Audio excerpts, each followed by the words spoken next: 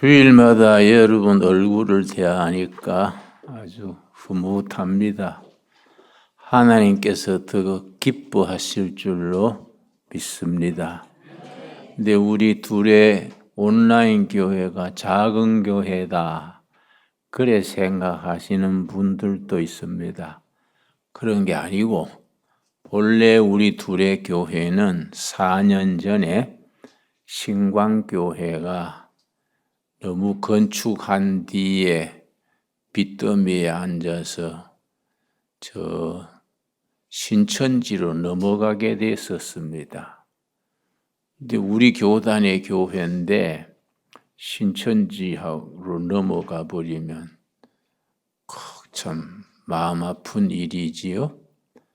노회에서 우리를 찾아왔어요. 나하고 최동목 목사님 찾아와서 이 신천지 이단에서 100억을 현찰을 들고 교회를 접수하려 하니 이거 되겠습니까? 목사님 둘의 교회에서 신강교회하고 합쳐서 교회를 좀 살려주십시오. 우리가 깊이 기도하고 생각한 중에 4년 전에 우리 둘의 교회와 신강교회를 합쳤습니다.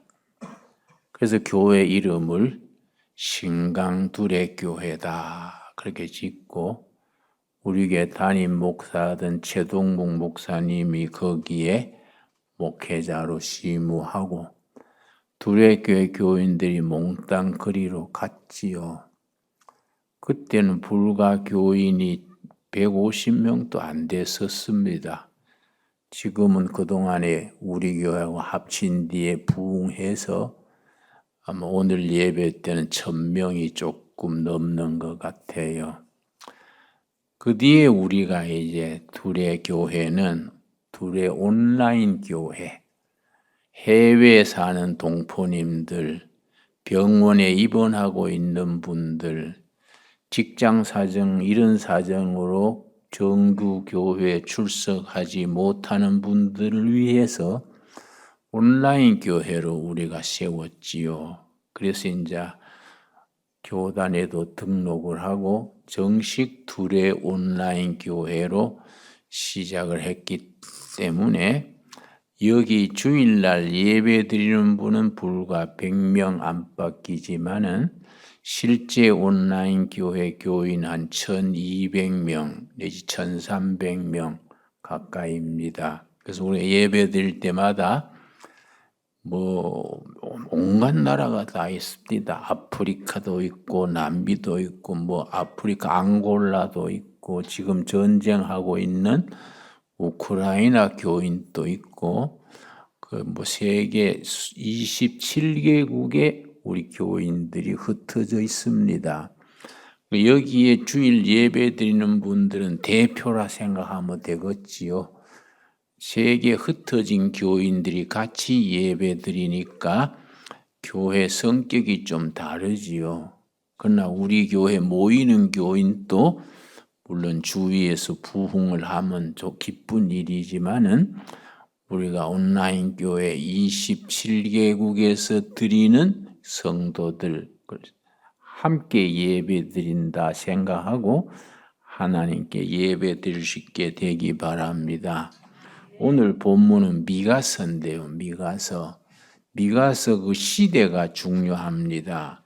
이스라엘 나라가 풍전등화, 바람 앞에 등불같이 망하는 직전 그때 BC 8세기입니다. 이스라엘이 아시리아한테 멸망한 것은 BC 722년입니다. 그때 평화시에는 제사장들의 역할이 두드러지고 난세에는 아주 나라가 멸망 직전에 있고 나라가 뿌리채 흔들릴 때는 제사장보다 예언자들의 역할이 두드러집니다. 하나님께서 그런 나라나 교회가 위기에 처했을 때는 하나님이 예언자를 직접 세우십니다. 제사장들은 주로 평화시에 제사를 중심으로, 근데 제사장은 아론의 후손들이 승계를 하지요. 아버지가 제사장이면 아들은 자연히 제사장입니다. 근데 예언자는 다릅니다. 나라와 교회 백성들이 위기에 당했을 때에 예언자는 하나님이 직접 지명하십니다. 그리고 예언자의 사명이 끝나면 제자리로 평민으로 돌아가고, 이거는 이제 자손들의 승계가 안 되지요. 그래서 구약 시대에 세 직책이 있습니다. 왕이 있고요. 왕은 이제 나라의 대표 왕이고, 또 제사장이 있고, 그리고 예언자가 있습니다. 세 직책이 다 특징이 뭐냐 하면은 안수를 받아야 됩니다. 왕도, 다윗 왕도, 솔로몬 왕도 취임할 때는 각 장로들이 모여서 안수를 합니다. 그 제사장도 물론 또 안수를 받아야 되지요. 예언자도 세울 때 안수를 받게 됩니다. 그런데 난세의 예언자들의 역할이 아주 활발했다고 했는데, 이스라엘이 멸망하는 BC 722년 앞뒤로 멸망하기 전 한 30년, 멸망 이후 한 20년, 그동안의 역할이 제사장, 예언자들이 두드러지는데, 그 시대에 6인종 예언자들이 있었습니다. 6인종.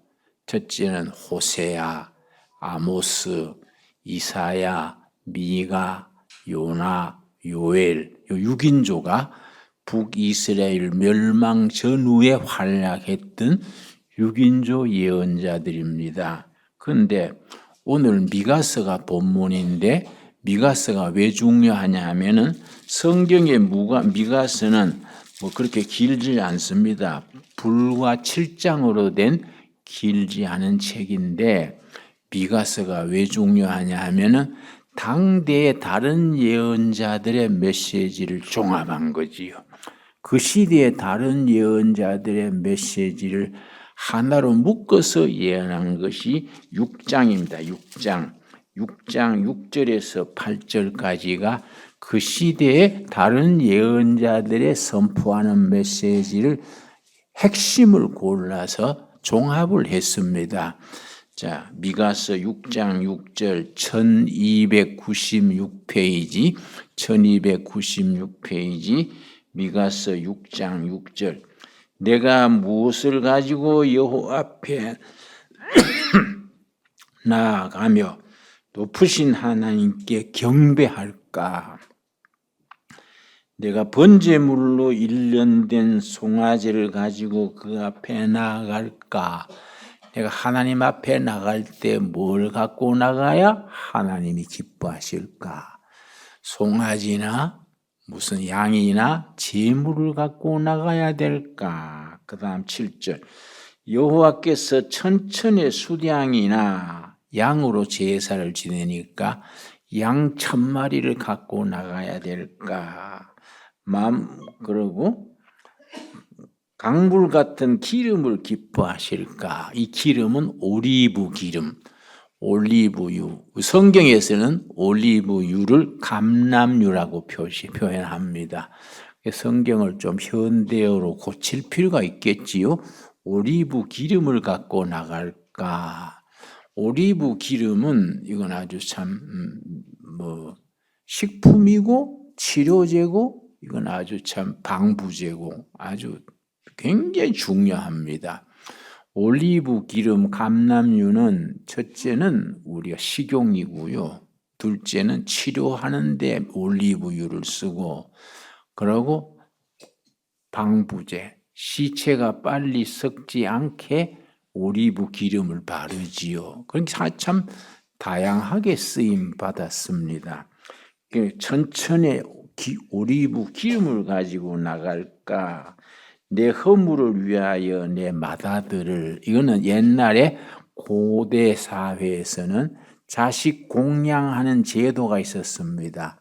하나님 앞에 신 앞에 하나님이 아니죠. 신 앞에 제물을 자식 중에 한 명을 제물로 바치는 거지요. 그러니까 뭐 성경 전통에는 절대 없지요. 고대 그 시대 종교들 중에 자식을 바치는 공양, 자식 공양 그런 제도가 있었습니다.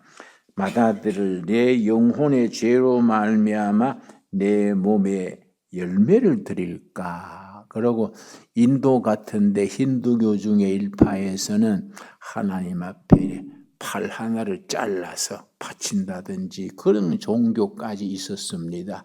그런 걸 종합해가지고 내가 도대체 뭘 해야 하나님이 기뻐하실까?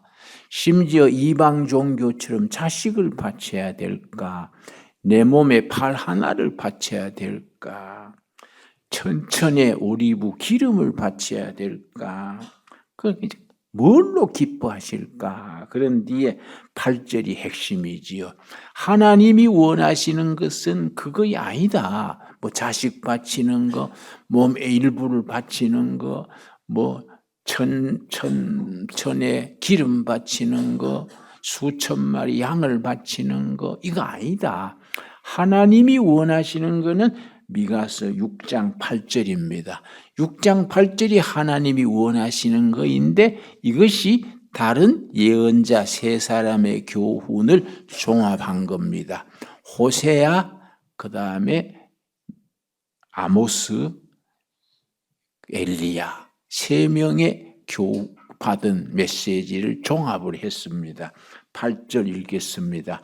사람아 주께서 선한 것이 무엇임을 너게 보이셨나니.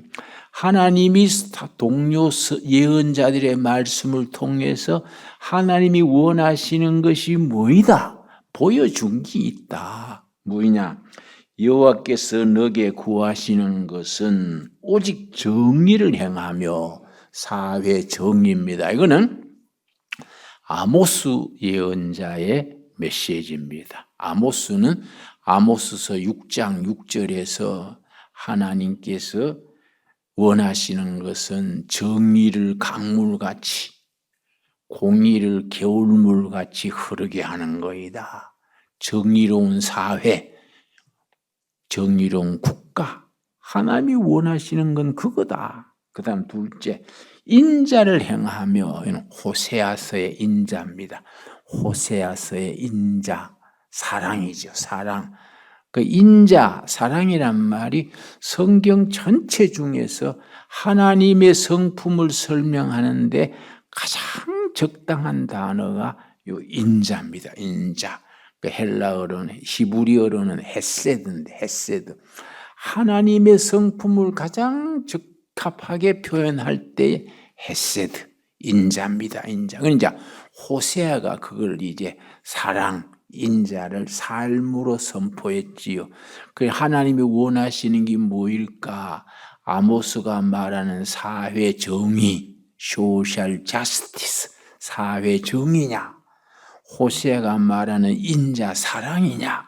그 다음에 세 번째 뭐냐면 너 하나님과 겸손하게 너 하나님과 함께 행하는 것이 아닌가? 거룩한 하나님과 동행하는 생활, 거룩한 생활입니다. 이사야의 메시지입니다. 거룩한 하나님과 동행하는 생활, 이 이사야서의 핵심이 됩니다. 그래서 6장 8절을 통해서 하나님이 기뻐하시는 것이 뭐 물질 많이 드리고 헌금 많이 하고 뭐 이런 게 아니다. 하나님이 원하시는 건 뭐이냐? 정의로운 사회, 국가, 사랑의 관계, 인자, 그리고 하나님과 거룩한 동행, 임마누엘 하나님과 거룩하게 동행하는 삶, 거룩한 삶이 하나님이 원하시는 거이다. 여기 이제 아까 말씀드린 것처럼 호세아의 인자, 사랑, 아모스의 정의, 그리고 이사야의 거룩한 동행, 하나님과 동행, 요 세 가지를 하나님이 원하시는 거다. 아주 참 깊이 있는 말씀이지요. 미가서가 중요한 것은 메시아 예수님이 어디서 태어나신다. 이사야는 누구한테서 태어난다. 그걸 말씀했지요. 그러고 미가는 어디서 태어난다. 어느 동리에서 태어나신다. 태어날 장소를 꼭 집어서 말하는 겁니다. 또 이사야서 53장에서는 뭘 하러 오신다. 아주 그때 예수님이 오실 것을 한 700년 전에 미리 선포한 거지요. 그게 5장 1절입니다. 5장 2절. 미가서 5장 2절. 예수님이 베들레헴에 태어나실 것을 미가가 700여 년 전에 거기서 태어난다 선포하는 겁니다. 미가야 5장 2절. 베들레헴 에브라다야. 베들레헴 에브라다. 에브라다는 이제 베들레헴 동네의 별명이랄까요? 우리 동두천 쇠목골 이라듯이 동두천 쇠목골 그러듯이 에브레헴 에브라다야. 너는 유다 족속 중에 작을지라도 이스라엘을 다스릴 자가 너에게서 내게로 나올 것이라. 그의 근본은 상고의 영원에 있느니라. 그 미가 선지가 예수님이 메시아 그리스도가 어디서 태어나느냐? 베들레헴 에브라다에서 태어난다. 자그마한 시골 마을인데 거기에서 영원히 다스릴 자 메시아가 태어난다. 그렇게 일러주는 겁니다. 참 위대한 예언이지요. 그리고 이사야는 누구한테서 태어난다? 이사야 7장 14절입니다. 이사야 7장 14절에서 어떻게 태어나시느냐? 그걸 성경 여기저기 그걸 선포하는 겁니다. 이사야 7장 14절 말씀. 14절.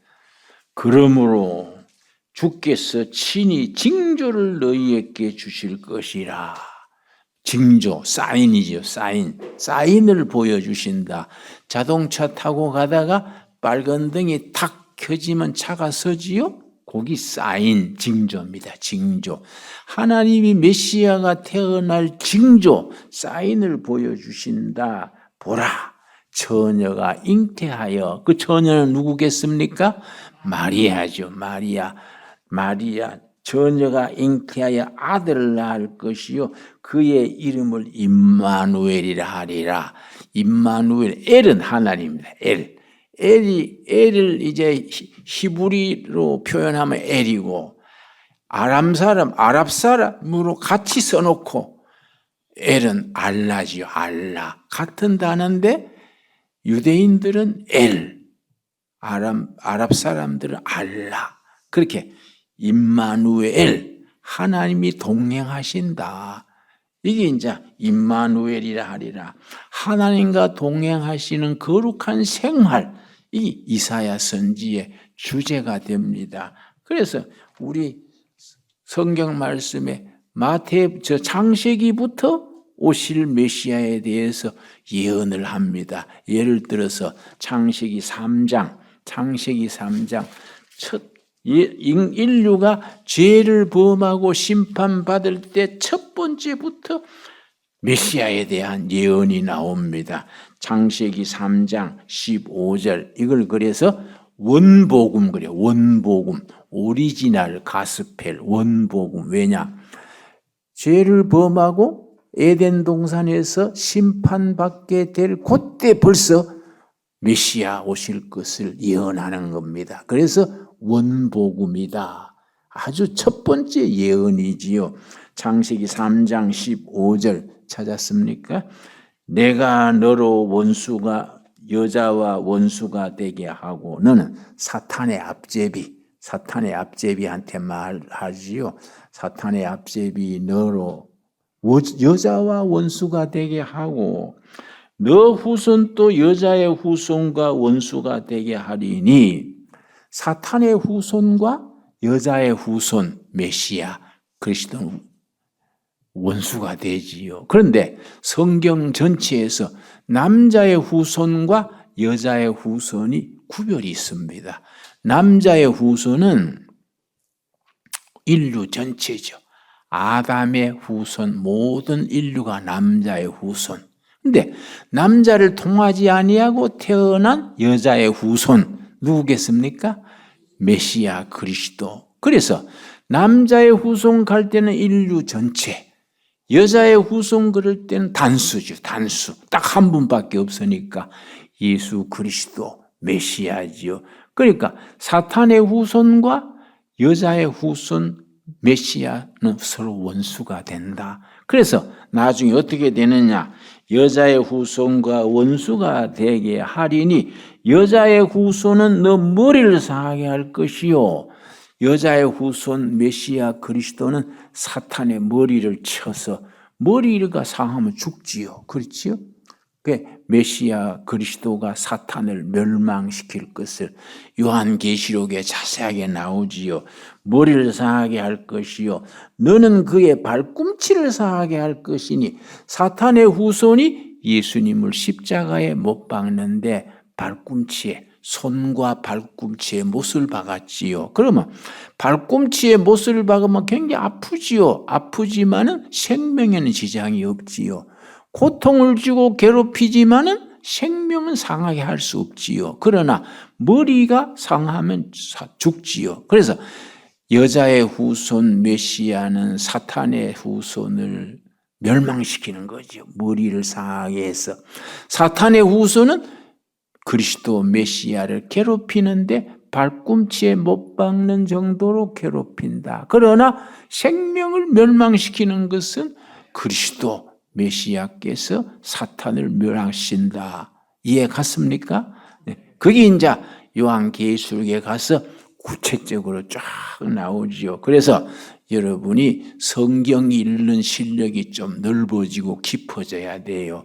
창세기 3장 15절 읽으면서 벌써 요한계시록까지 쫙 머릿속에 떠오를 수 있어야 성경을 제대로 읽게 되는 눈이 열린다. 그렇게 말할 수 있겠습니다. 그래서 예수님이 이 구약 성경에서 예수님이 어디서 나신다? 어디지요? 베들레헴. 누구한테 나신다?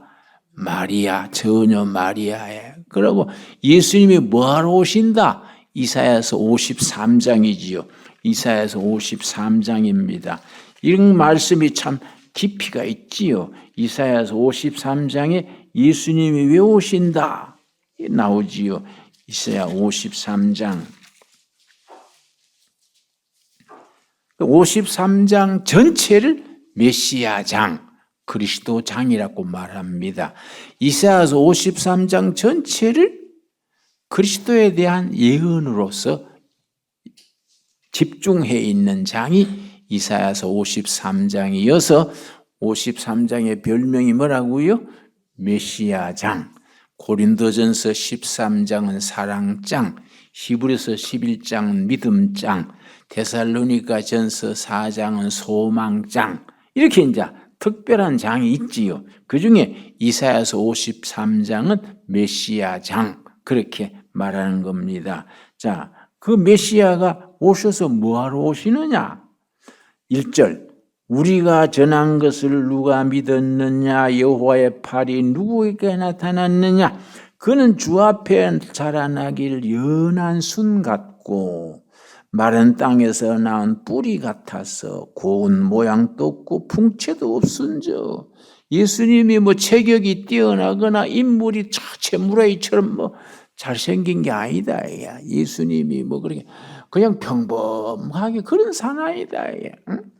풍채도 없고 뭐 인기 끌만한 게 없다. 응?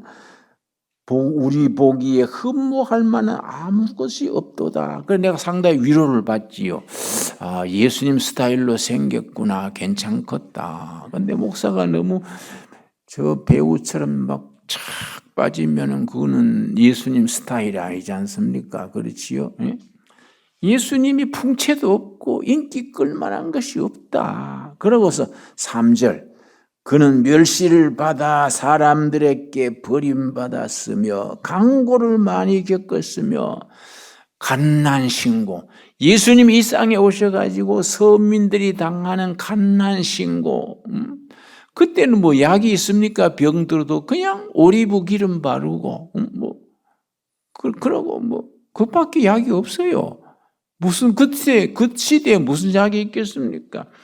갓난 신고를 겪었으며 질고를 아는 자라. 서민들의 질병 고통을 아는 자다. 질병 고통을 아는 자라. 마치 사람들이 그에게서 얼굴을 가리는 것 같이 멸시를 당하였고 우리도 그를 귀히 여기지 아니하였도다. 우리가 하나님의 자녀들은 세상에서 인기 없다고 기죽을 필요 없어요. 우리가 예수님부터 그랬는데 우리가 세상에서 인기 끌려고 할 거 없지 않습니까? 안 그렇습니까? 그런데 4절, 5절이 이제 5절, 6절이 이제 복음의 핵심이라 그래요. 그래서 이사야서 53장 5절, 6절을 뭐라고 부르냐면은 구약의 요한복음 3장 16절이다. 그렇게 부르는 겁니다. 구약의 요한복음 3장 16절. 그래서 어떤 성경학자가 이르기를 성경은 다 사라져도 신약의 요한복음 3장 16절, 구약의 이사야서 53장 5절, 6절만 남아있으면 기독교는 흔들리지 않는다. 그렇게까지 말합니다. 그렇게 중요한 거지요. 5절이 왜 그래 중요하냐? 그가 찔림은 십자가 위에서 로마 고인한테 창에 찔렸지요. 그가 찔림은 우리의 허물 때문이요. 그가 상함은 우리 죄악 때문이라. 내가 상하고 내가 채찍맞고 내가 벌받아야 되는데 내 대신에 메시아 예수님이 대신 받으셨다. 그 말씀이지요. 그가 징계를 받음으로 우리는 평화를 누리고 그가 채찍에 맞음으로 우리는 나음을 입었도다. 여러분 중에 건강에 이상 있는 분들 있지요? 이 말씀으로 힘을 얻기 바랍니다. 예수님이 채찍 맞고 십자가에 죽으심으로 내가 나았다. 내가 회복됐다. 왜냐? 내 병을 예수님이 지고 가셨다. 아멘으로 받아들일 수 있게 되기 바랍니다. 이거는요, 그럴 것이다가 아니요. 선포요, 선포. 확실하게 선포하는 겁니다. 메시아 예수님이 십자가의 죽음으로 너희 병이 나음을 입었다. 아멘. 믿습니다. 그렇게 받아들입시다. 예. 좀 자신이 없습니까? 믿읍시다. 믿어버려요. 그지요? 믿어버립시다. 그리고 6절. 우리는 다 양 같아서 그릇 행하여 각기 제 길로 갔거늘 여호와께서는 우리 모두의 죄악을 그에게 담당시키셨도다. 우리 죄와 허물을 어린 양 예수님이 다 지고 갔다예요. 그럼 우리한테 죄가 안 남아있지요? 속죄, 감사와 축하가 남아있는 겁니다. 이 말씀을 인용해서 요한복음 1장 29절에 세례 요한이 예수님을 보고 보라, 세상 죄를 지고 가는 하나님의 어린 양이로다. 기억나세요? 요한복음 1장 29절이에요. 보라, 세상 죄를 지고 가는 하나님의 어린 양이로다. 세례 요한이 예수님을 그렇게 높였지요. 그래서 이 이사야서 53장이 참 우리한테 아주 참 깊이 있는 말씀입니다. 우리한테 축복의 말씀이지요. 그래서 미가서가 그래서 우리한테 6장으로 된 짧은 글이지요. 6장이니까 10분 안 돼가 읽을 수 있지요. 그런데 그 속에 아모스의 사회 정의, 이사야서, 아모스서 6장 6절 보겠습니다. 아모스서 구약성경 아모스서 5장 24절입니다. 아모스서 5장 24절에 아모스 선지는 저 국경 지방에 가수원하던 사람이에요. 야생 무화가 가수원하던 가수원직인데 예언자로 딱 지명을 받은 거지요. 나라가 망할 그런 직전에 하나님이 가수원직이 아모스를 딱 예언자로 세우시고 선포했습니다. 항상 예언자들의 선포는 두 가지입니다. 회개하고 살 길을 찾을래? 회개 안 하고 그냥 죽을래? 딱 두 가지예요. 회개하라. 그러면 기회를 준다. 회개 안 하면 너는 희망 없다. 그래서 이걸 하나님이 우리한테 요구하시는 거지요. 자, 아모스 5장 24절. 오직 정의를 물같이 공의를 마르지 않는 겨울물같이 흐르게 할지어다. 성경에는 그냥 강같이 돼 있는데 내가 히브리어 원문을 보니까 겨울물같이, 겨울물 쫄쫄쫄 흐르는 공의를 겨울물같이 흐르게 하리라. 아주 귀한 말씀이지요. 그래서 너희는 제발 나와서 나하고 대화하자. 대화하면 멸망이 물러가고 축복이 기다린다. 그게 이사야서 1장 18절이지요. 하나님이 우리한테 사정하는 겁니다. 하나님께서 예루살렘이나 사마리아나 이스라엘, 유다가 망하기 전에 하나님이 사정하는 겁니다. 내가 사랑하는 너희를 왜 멸망케 하겠느냐? 제발 기회는 있다. 나하고 나와서 대화하자. 대화해가지고 너희 회개하고 돌아서면은 종같이 붉은 재가 눈같이 돼가지고 없던 걸로 하겠다. 그렇게 사정하는 게 사정. 그런데 백성들이 목이 고다가지고 안 듣지요. 그냥 우상 앞에 절하고 했지요. 이사야 1장 18절 찾았습니까? 예, 이런 말씀을 우리 마음에 딱 새겨버려야 됩니다. 자, 여호와께서 말씀하시되 오라. 명령문이요. 명령문. 와라. 제발 나한테 와라. 오라. 우리가 서로 변론하자. 대화하자. 대화. 이 하나님과 나와의 대화를 교회에서는 뭐라고 말합니까? 기도지요. 기도. 제발 나한테 와서 기도하자. 하나님과 우리와의 대화가 기도지요. 기도. 대화하자. 제발 나하고 와서 조곤조곤 대화하자. 변론하자. 그래서 여호와께서 말씀하시되 오라. 우리가 서로 변론 대화하자. 너희의 죄가 주홍 같을지라도 눈과 같이 희어질 것이다. 마침 며칠 전에 눈이 왔지요. 내가 눈 오는 날 내가 너무 막 어린 동심처럼 감동해가지고 우리 식구들하고 눈길을 참 한 바퀴 돌았지요. 눈길을 참 아무도 밟지 않는 눈길을 처음 걸으면요 그 재미가 쏠쏠해요. 응? 그 신발에 눈이 뽀드득 소리 나는 것이 어린 시절에 고향 생각나는 거예요. 온 산천이 눈 덮이듯이 새롭게 되지 않습니까? 너희가 나한테 나와서 대화하자. 회개하고 대화하면은 너희 허물과 죄가 있는데 없는 걸로 하겠다. 약속이지요. 그래서 18절 우리 한번 같이 읽겠습니다. 여호와께서 말씀하시되 오라 수리가 서로 변론하자. 너희 죄가 주홍 같을지라도 눈과 같이 희어질 것이요 진홍같이 붉을지라도 양털같이 희게 되리라. 근데 특별히 18절은 내 이름이 나오기 때문에 우리 성도님들은 다 암송해야 돼. 본교회 목사님 이름까지 나오는데 여러분 아멘 해야 안 되겠습니까? 예? 내가 이 말씀 읽을 때만 내 자신을 시험합니다. 네 죄가 김진홍 죄같이 많을지라도 나한테 나와서 이방우하자. 그러면 눈같이 없어진다. 약속이 약속. 약속을 아멘으로 받는 게 믿음이죠. 그래서 옛날에 원망과 상처와 아픔과 여러분 그런 건 없습니까? 내가 중학교 1학년 때 시골에서 정송 중학교, 안덕 중학교 다녔는데 수학 선생이 늦게 들어왔어요. 늦게 들어오니까 애들이 막 떠들지요. 그때 한 반에 60명대 아닙니까? 막 떠들고 난장판이니까 선생이 자기가 10분 늦게 들어와놓고 들어가면 막 교실이 난장판이니까 맨 앞에 앉아서 나를 불러냈어. 너 나와. 무조건 사정없이 후드를 펴는 거예요. 나는 영문도 모르고 두드러 맞은 거예요. 그래서 내가 기분 나빠가지고 나도 깡 있잖아요.